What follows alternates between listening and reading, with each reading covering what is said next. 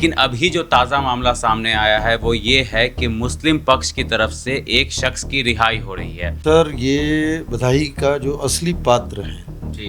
वो हमारे दिल्ली पुलिस के एसीपी संजीव कुमार जी हैं और मैं तहे दिल से उनका धन्यवाद अदा करता हूं।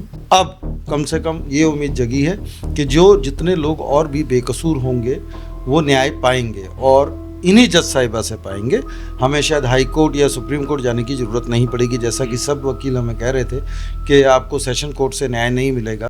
डीसीपी ने खुद ऑफिशियल अपने हैंडलर पे स्टेटमेंट दी है 5 लोगों की, मुस्लिम पक्ष के, ज़्यादा जख्मी, 2 लोग नॉर्मल जख्मी, उनको तो प्राइमरी ट्रीटमेंट देके घर भेज दिया गया। इतने सीरियस जख्मी यानी कि 307 से नीचे, मैंने आईपीसी कहे तो 109 ऑफ बीएनएस, तो वो जो लग रही थी, आपने उसकी एफआईआर तक नहीं की, तो somebody must have directed you ना not to file FIR against them। तो वो डायरेक्शन किसकी थी? अब वो डीसीपी साहब तो ये डायरेक्शन अपनी तरफ से नहीं देंगे। इतना सीरियस ऑफेंस हो रहा है, 5 लोगों के सर खुल गए हैं, किसी के हाथ, किसी के पैर, बहुत लोग जख्मी हुए हैं। वो वीडियो और वो हमने चलाया भी है, वो सभी फाइल है, वो सब दिख रहा है, सबको, दुनिया को दिख रहा है। उसके बाद भी दिल्ली पुलिस एफआईआर नहीं कर रही है।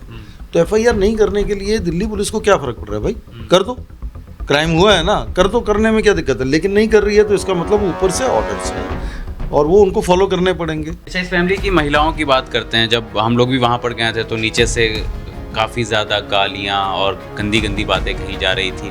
उन महिलाओं के बारे में आप क्या सोचते हैं? क्या उन लोगों को उत्तम नगर छोड़ देना चाहिए क्योंकि सभी महिलाएं एक घर के अंदर इकट्ठा हो और उसके दरवाजे पीटे जा रहे हो एक भीड़ द्वारा, एक भीड़ नीचे से गाली दे रही है, गंदी गंदी बातें बोल रही हैं। इतना हिम्मत एक तो इन महिलाओं के पास कहाँ से आया? और दूसरा, क्या वहाँ पर रहना इनके लिए सेफ है या आगे कुछ और भी हो सकता है? जो देखिए, this is the failure of Delhi police. वो जो औरतें हैं वो कर क्यों रही हैं? उसका रीज़न ये है कि उन्हीं के पतियों ने, बच्चों ने, जो भी लोग हैं, उन्होंने ही लूटे हैं सारे घर। उनको पता है कि अगर ये यहाँ आ गए या ये सब चीज़ें खुल गई, भाई 5 आदमियों को सर खोलने के लिए कम से कम 5-7 आदमी तो लगे होंगे। तो वो 5-10 आदमी तो पक्का जाएंगे ना जेल। जब भी चीज़ें खुलेंगी तो खुलेंगी तो है, और वो चोटें तो नकली नहीं है, एमएलसी की रिपोर्ट तो नकली नहीं है। बड़ा भाई तो बीजेपी से ही हैं, वही तो रणनीतिकार हैं और वही सबके करता धरता है। तो जो गाइडलाइन वो देंगे पुलिस को वही फॉलो करनी है।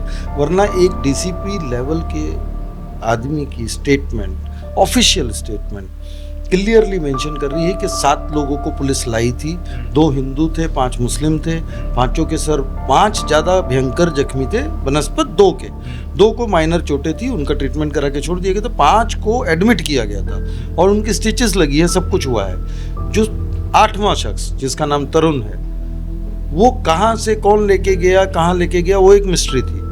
वो कहाँ जाके डेथ हुई, कहाँ चोट लगी है, पहले तो उसी स्पॉट पे लगी है कि कहीं और एक्सीडेंट में मर गया, वो सब एक लंबी कहानी है। दिल्ली तरुण हत्याकांड की परतें अब धीरे धीरे खुल रही हैं। गुनाहगार कौन होगा और बेगुनाह कौन होगा, इसका फैसला तो अदालत तय करेगी। लेकिन अभी जो ताज़ा मामला सामने आया है वो ये है कि मुस्लिम पक्ष की तरफ से एक शख्स की रिहाई हो रही है। ध्यान से सुनिएगा, ये बेल नहीं दी जा रही है, इसको बाइज्जत बरी किया जा रहा है। शख्स का नाम है इमरान और मुस्लिम पक्ष के वकील जितेंद्र कुमार जी मेरे साथ मौजूद है। इनसे समझते हैं कि ये इतनी बड़ी कामयाबी इनको कैसे मिली। सर, स्वागत है आपका डीपीजी न्यूज़ पे। नमस्कार। सबसे पहले तो ये बताइए कि आपको बधाई दें या फिर अभी चैलेंजेस और भी ज़्यादा हैं, और ये जो रिहाई हुई है ये कैसे हुई है? सर, ये बधाई का जो असली पात्र हैं जी, वो हमारे दिल्ली पुलिस के एसीपी संजीव कुमार जी हैं और मैं तहे दिल से उनका धन्यवाद अदा करता हूं। मुझे शुरू से बहुत डाउट रहा दिल्ली पुलिस के ऊपर, और है अभी भी, वेरी फ्रैंकली। मतलब ये नहीं है कि दिल्ली पुलिस क्लीन चिट हो गई, लेकिन हाँ, एसीपी साहब से मेरी बात हुई थी। जब मैं इस केस में आया था तो एसीपी साहब दूसरे थे और फिर उसके बाद संजीव कुमार जी आए। तब मेरी उनसे बात हुई तो मैंने उनको बताया कि सर, आइडेंटिकली मिस्टेकन एक आदमी अंदर है जिसका नाम है इमरान उर्फ बंटी, सन ऑफ शफी मोहम्मद, और जो उन लोगों की डिमांड है वो उमरदीन का बेटा इमरान की है। और तो वो बेचारा गलत तरीके से अंदर है, आप प्लीज़ उसको रिलीज़ करें। उसका तो कोई रोल ही नहीं है, वो पिक्चर में नहीं, वो उधर स्पॉट पे नहीं था, जगह पे नहीं था, कहीं था नहीं किसी वीडियो में नहीं है और किसी ने उसका नाम भी नहीं लिया, तो आप प्लीज़ उसको रिलीज़ कर दें। तो उनका कहना ये था कि वकील साहब आप एक काम करें, जो ओरिजिनल इमरान है आप उसको सरेंडर करा दीजिए तो हम उनको रिलीज़ कर देंगे। मैंने उनकी बात मानी, मैंने इमरान को उन्हें दिया और उन्होंने अपनी बात पूरी की। इस बात की मुझे बहुत खुशी है और मैं अपने तहे दिल से उनका धन्यवाद करता हूँ। पहली बार देख रहा हूँ कि आप दिल्ली पुलिस की तारीफ कर रहे हैं। जी देखिए, जो तारीफ का काम किया मुझे अच्छा लगा कि उन्होंने अपनी कमिटमेंट पूरी की। नहीं तो उनको एक्यूज बढ़ाने में तो 2 मिनट ही लगे थे, भाई 7 से 22 कर दिए, वो सारी कहानी चल रही थी। और दूसरा धन्यवाद मैं करूँगा हमारे जुडिशरी का, जिसके ऊपर से हकीकत बताऊं तो एमसीडी के बाद जो हुआ, मेरा विश्वास डगमगा गया था कि पता नहीं इस केस में जी डिमोलिशन हुआ और वन साइडेड पूरा गेम हुआ। उसके बाद मुझे लग रहा था कि शायद मुझे इंसाफ इस केस में नहीं मिलेगा, लेकिन जिन जज साहब की कोर्ट में ये केस चल रहा है उन जज साहब का भी मैं तहे दिल से धन्यवाद करूंगा। उन्होंने बहुत सीरियसली इस मैटर को लिया और इमीडिएट उसको नोटिस में लिया और एसीपी साहब को इमीडिएटली वीसी पे लिया और उनसे स्टेटमेंट ऑनलाइन रिकॉर्ड की और सारी चीज़ को बड़ा सीरियसली लिया कि ये ऐसे कैसे आपने एक आदमी को गलत तरीके से बंद कर रखा है 2.5 महीने से।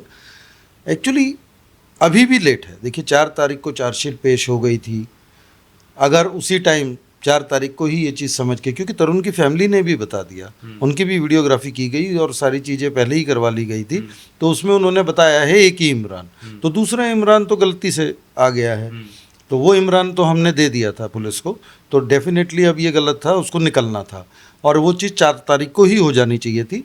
पर चलिए देर से ही, लेकिन अब कम से कम ये उम्मीद जगी है कि जो जितने लोग और भी बेकसूर होंगे वो न्याय पाएंगे और इन्हीं जज साहिबा से पाएंगे।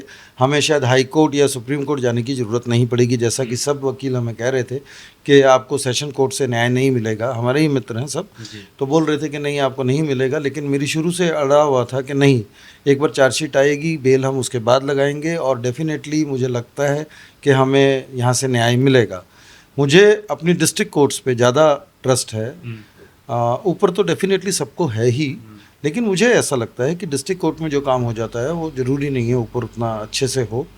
तो उस दृढ़ता और विश्वास को आज एक नया बल मिला है। जिस इमरान की रिहाई हो रही है वो इमरान का नाम इमरान है, यानी कि मुसलमान है, बस इस वजह से वो 2 महीने से ज़्यादा जेल के अंदर।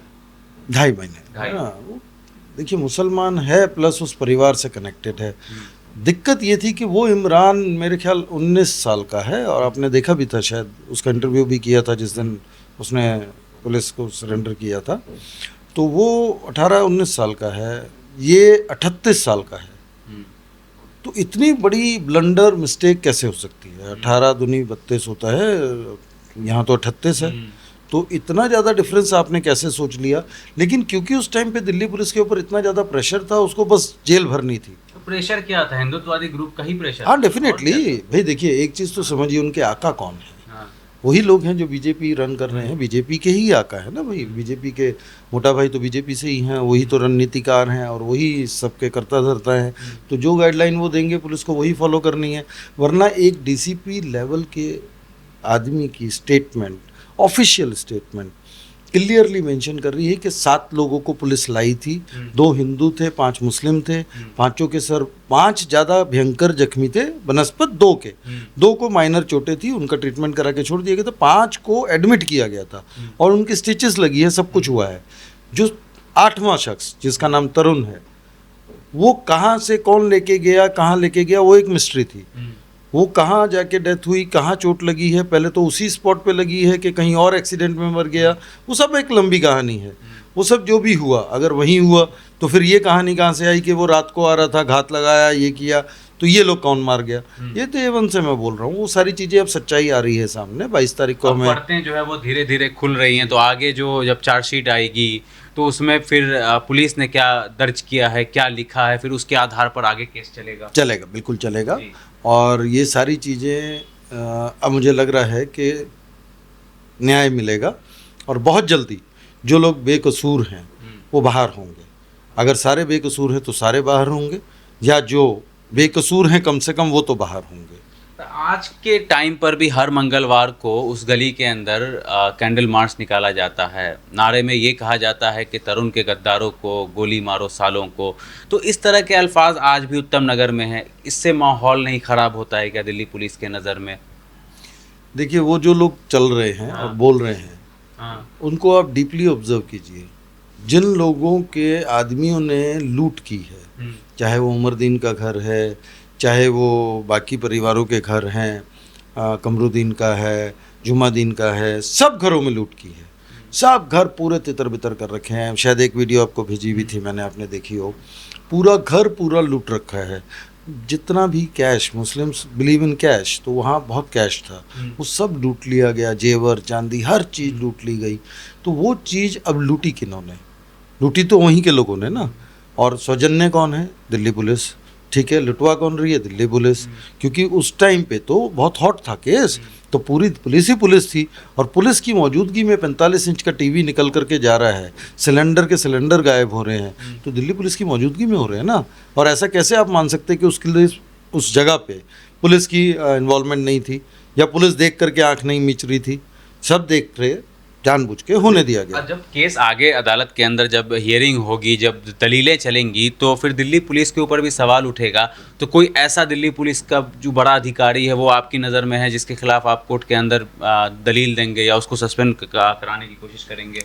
नहीं, देखिए, अपनी ड्यूटी सही से नहीं निभाई। ड्यूटी दिल्ली पुलिस ने कभी भी सही ढंग से नहीं की है। ये इल्ज़ाम उस पर लगते रहते हैं। ठीक है, तो ये दिल्ली पुलिस को अब आदत हो गई है और जुडिशरी को भी आदत हो गई है। दिल्ली पुलिस और जुडिशरी तो पुलिस मिलके ही काम करते हैं ना। ईमानदारी से काम कैसे करेगी? नहीं कर सकती ना। जो हुक्मरान है, जो ऑर्डर वो देंगे, करना तो फॉलो वो है। डीसीपी ने खुद ऑफिशियल अपने हैंडलर पे स्टेटमेंट दी है 5 लोगों की, मुस्लिम पक्ष के, ज़्यादा जख्मी, 2 लोग नॉर्मल जख्मी, उनको तो प्राइमरी ट्रीटमेंट देके घर भेज दिया गया। इतने सीरियस जख्मी यानी कि 307 से नीचे, मैंने आईपीसी कहे तो 109 ऑफ बीएनएस, तो वो जो लग रही थी, आपने उसकी एफआईआर तक नहीं की। तो somebody must have directed you ना not to file FIR against them। तो वो डायरेक्शन किसकी थी? अब वो डीसीपी साहब तो ये डायरेक्शन अपनी तरफ से नहीं देंगे। इतना सीरियस ऑफेंस हो रहा है, 5 लोगों के सर खुल गए हैं, किसी के हाथ, किसी के पैर, बहुत लोग जख्मी हुए हैं। वो वीडियो और वो हमने चलाया भी है, वो सभी फाइल है। तो वो सब दिख रहा है, सबको, दुनिया को दिख रहा है। उसके बाद भी दिल्ली पुलिस एफआईआर नहीं कर रही है। तो एफआईआर नहीं करने के लिए दिल्ली पुलिस को क्या फर्क पड़ रहा है? भाई कर दो, क्राइम हुआ है ना, कर दो, करने में क्या दिक्कत है? लेकिन नहीं कर रही है तो इसका मतलब ऊपर से ऑर्डर्स हैं और वो उनको फॉलो करने पड़ेंगे, क्योंकि उनकी कुछ बॉन्डिंग्स हैं। जी। अच्छा, इस फैमिली की महिलाओं की बात करते हैं। जब हम लोग भी वहाँ पर गए थे तो नीचे से काफ़ी ज़्यादा गालियाँ और गंदी गंदी बातें कही जा रही थी। उन महिलाओं के बारे में आप क्या सोचते हैं? क्या उन लोगों को उत्तम नगर छोड़ देना चाहिए? क्योंकि सभी महिलाएं एक घर के अंदर इकट्ठा हो और उसके दरवाजे पीटे जा रहे हो एक भीड़ द्वारा, एक भीड़ नीचे से गाली दे रही है, गंदी गंदी बातें बोल रही हैं। इतना हिम्मत एक तो इन महिलाओं के पास कहाँ से आया? और दूसरा, क्या वहाँ पर रहना इनके लिए सेफ़ है या आगे कुछ और भी हो सकता है? जो देखिए, this is the failure of Delhi police. पहली चीज़ तो ये है। दूसरी चीज़, दिल्ली पुलिस की मौजूदगी में उसका घर तोड़ने की कोशिश की, डंडे मारे गए, वो पूरी आपने ही रिकॉर्डिंग की है और हमने भी की है। उसके अंदर फटाफट हमें देख करके उन्होंने झाड़ू लगा के सारा जो डंडे टूटे हुए थे वो सब हटाए, साफ़ किए। एसएचओ वहाँ मूक दर्शक बन के खड़ा है। एसएचओ साहब जानबूझ करके, या फिर ऊपर से गाइडलाइन है, ये तो वही बता सकते हैं। मैं उनकी काबिलियत पे शक नहीं कर रहा हूँ। He is a nice guy. SHO साहब जो मुकेश जी हैं, बहुत अच्छे इंसान हैं।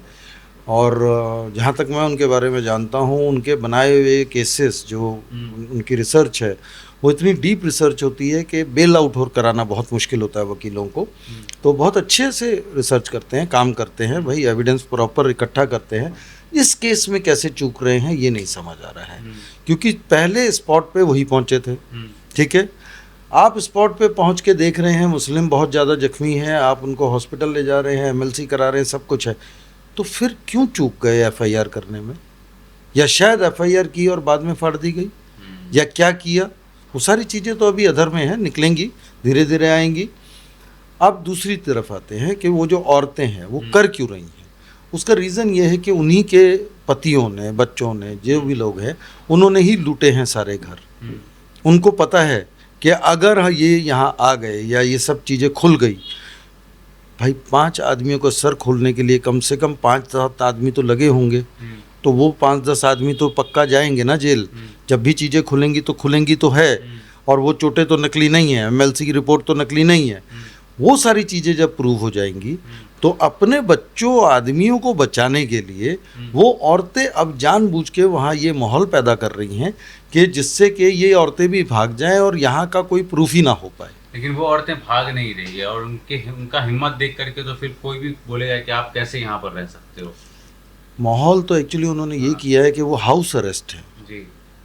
उस घर का। अभी एक वाकया बताते हैं, 2-3 दिन पहले का वाकया है। सब्जी भिजवानी थी, कोई वहाँ आ नहीं रहा था, तो किसी को उन्होंने फ़ोन किया होगा, तो उस गली में जाने से लोग डर रहे हैं। तरुण वाली गली की बात नहीं कर रहा हूँ, 2 गली छोड़ करके जो गली है वहाँ जाने से लोग डर रहे हैं। तो 2 बच्चों को वो सब्जी पकड़ा के भेज दिया कि जाओ उस घर में दे के आओ। वहाँ पे महिलाओं ने उन बच्चों को सब्जी वब्जी छीन ली और भगा दिया, ठीक है। फिर एक महिला ने बकायदा उनका पीछा किया। वो दोनों बच्चों में से एक बच्चा हिंदू का था और एक मुसलमान का था। हिंदू के बच्चे को छोड़ दिया, मुसलमान के बच्चे को इतना बुरी तरीके से पीटा है, वो वीडियो है मेरे पास पूरी, वो सीसीटीवी फुटेज में पूरा आया हुआ है, इतनी बुरी तरीके से पीटती हुई। अब मुसलमान डरा इतना हुआ है, उसके माँ बाप डरे इतना हुए हैं, वो अपने बच्चे के लिए कंप्लेंट तक नहीं लिखा रहे हैं, और शायद गए भी होंगे तो थाने से भगा दिया होगा। तो ये ड्रामा वहाँ बहुत ज़्यादा चल रहा है। हिंदू मुस्लिम करने वाला जो साहिब आसीवाल है वो एक ना एक दिन तो फंसेगा, ये तो मैं मान के चल रहा हूँ। एक आखिरी सवाल आपसे पूछना ज़रूरी है कि आज जब हम आपके वीडियोस डालते हैं तो काफ़ी ज़्यादा धमकियाँ आती हैं, कमेंट्स के अंदर हो गया या मैसेज के अंदर हो गया। आपको बाई फ़ोन या फिर कोई मिला हो रास्ते में कुछ जो धमकाया हो? देखिए सर, बहुत कुछ होता है और ये आज से नहीं हो रहा है जी। पर इस केस में थोड़ा मामला अलग है ना, यहाँ पर बात हिंदू मुसलमान की है।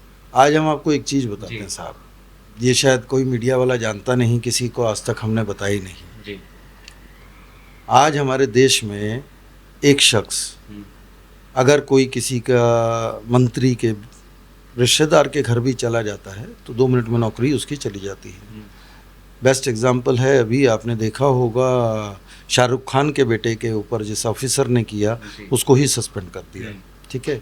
तो हमारे देश में किसी ऑफिसर को कोई भी काम करने के लिए बहुत बड़ा कलेजा चाहिए और बहुत बड़ा अनकरप्टेड अगर आदमी होगा तभी वो कुछ कर पाएगा।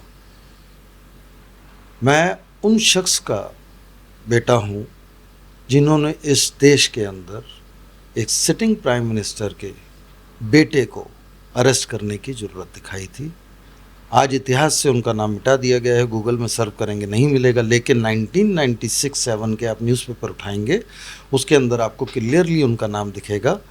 ईडी में थे, चीफ थे, और जिनको अरेस्ट किया था वो प्रभाकर राव थे। नरसिम्हा राव जी प्रधानमंत्री हमारे देश के, उनके सुपुत्र थे। 133 करोड़ का यूरिया स्कैम था जिसके अंदर उनको अरेस्ट किया था। देश के अंदर एक बहुत बहुचर्चित केस है जिसका नाम है बोफोर्स जी। उस बोफोर्स की इन्वेस्टिगेशन करने वाले जो ऑफिसर थे वो हमारे पिताजी थे, जिसके लिए उनको 65 रुपये के लिए सस्पेंड किया गया था। और श्री SM दाऊद जज साहब थे बॉम्बे हाई कोर्ट के, उन्होंने जजमेंट दिया था कि government did a rusty and worsty work against a government servant due to Fairfax. Fairfax उस कंपनी का नाम था, बोफोर्स तो एक तोप का नाम, ब्रैकेट में बोफोर्स। तो ये चीज़ें हम बचपन से भुगतते आ रहे हैं, धमकियाँ खाना, गोलियाँ चलवाना, बहुत कुछ उनके साथ हुआ और हम बचपन से बड़े ही ये सब देखते हुए हुए।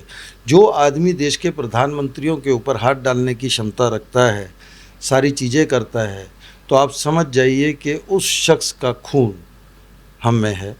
तो हमारी क्षमता को कम ना कोई आके, बाकी जो होगा देखा जाएगा। चलिए ठीक है, शुक्रिया आपका।